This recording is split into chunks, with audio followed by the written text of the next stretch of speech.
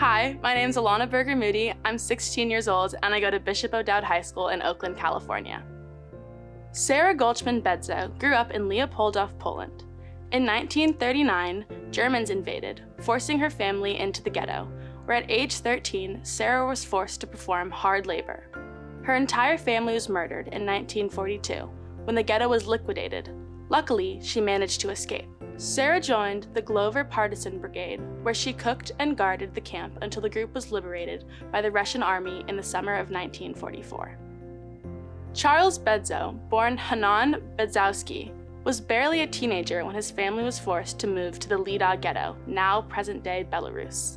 Family friends of the famed Bielski Brigade, Tuvia Bielski himself, sent a partisan to help them escape and bring them to their camp. There, at 17 years old, Charles sabotaged German communication and transportation lines, acted as a scout, and participated in the ambushes of German soldiers. At the end of the war, Sara and Charles had a chance meeting in Lodz, Poland, and fell in love. Together they made the 2,000-mile journey by foot to Turin, Italy, where they were married in 1946. Tonight, Sara and Charles light the first candle for those Jewish partisans who lost their lives fighting back against the Nazis and their collaborators, among them Charles' younger sister Sonia. Sara Bedzow. Charles Bedzow.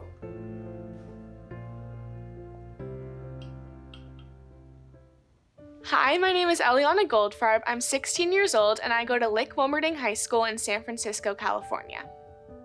Alex Folkman was 17 years old in September 1939 when the Nazis invaded his hometown of Tylaj, Poland. On Yom Kippur 1941, Alex and his younger brother escaped to Slovakia, hoping they would be safe. Alex's brother was later killed, and Alex then joined a large Russian partisan group operating out of the Carpathian Mountains to survive. Fluent in 7 languages, Alex became the chief interrogator of captured prisoners and went on numerous reconnaissance missions. He was instrumental in the February 12, 1945 battle with the German army on the Slovakian front. Tonight, Alex lights the second candle for the untold millions for whom there is no one to mourn, whose entire families were annihilated and who lie in unmarked graves. I'm Alex Folkman.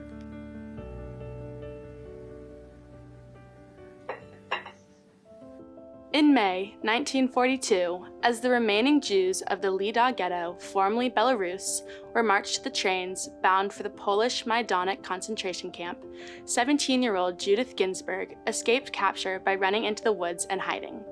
Aided by a non-Jewish Polish man, Judith was taken to the Rachinsky Partisans, a unit composed of former Russian paratroopers, where she served as a combatant. Judith eventually joined the all-Jewish Bielski Brigade, where she remained until liberation. Returning to Lida, the sole survivor of her family, Judith met and married fellow Jewish partisan Motke Ginsburg.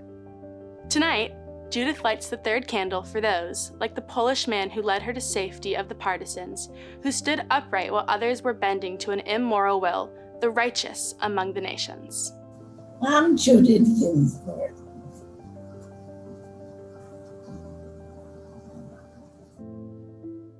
Rose Duman Holm was born near Zolice, Poland. Her boyfriend, Joe Holm, was an active member of the Grunspan partisan unit.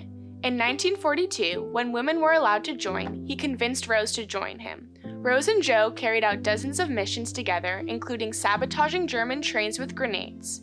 Once, when traveling with a Polish general into the forest, their group was ambushed. Joe and Rose ran through the gunfire and managed to deliver the general safely to the camp. Later, Rose found bullet holes through her sweater, a testament to their narrow escape. Rose and Joe stayed with the Grunspan unit for over 3 years.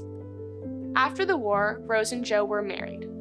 Tonight, Rose lights the fourth candle for the 1.5 million Jewish children whose hopes and dreams were destroyed before they even had a chance to live. I'm Rose Holm.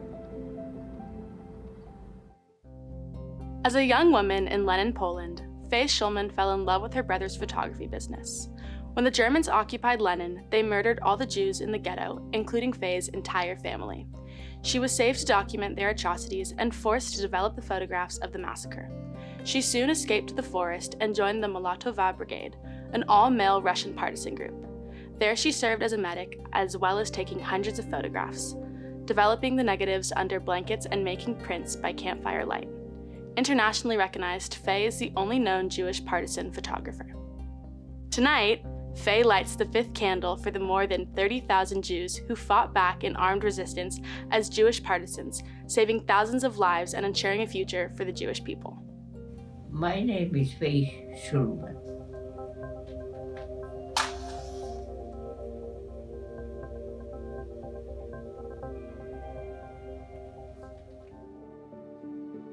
Ted Winestone, born Moshe Tuvia Weinstein, was 12 years old in 1941 when the Germans invaded his small town of Baranowitz, Poland, in what is now present-day Belarus. Imprisoned in a hard labor camp, he eventually escaped an SS massacre by sneaking over the front lines into Russia. There, he spent nearly 2 years with several different partisan units, performing guard duty and going on ambushes. In 1947, Ted immigrated to New York and served in the United States Marine Corps during the Korean War. Tonight, Ted lights this final candle for those who even now live under the yoke of oppression, in places where the threat of genocide is real and ever present. I'm Ted Winestone.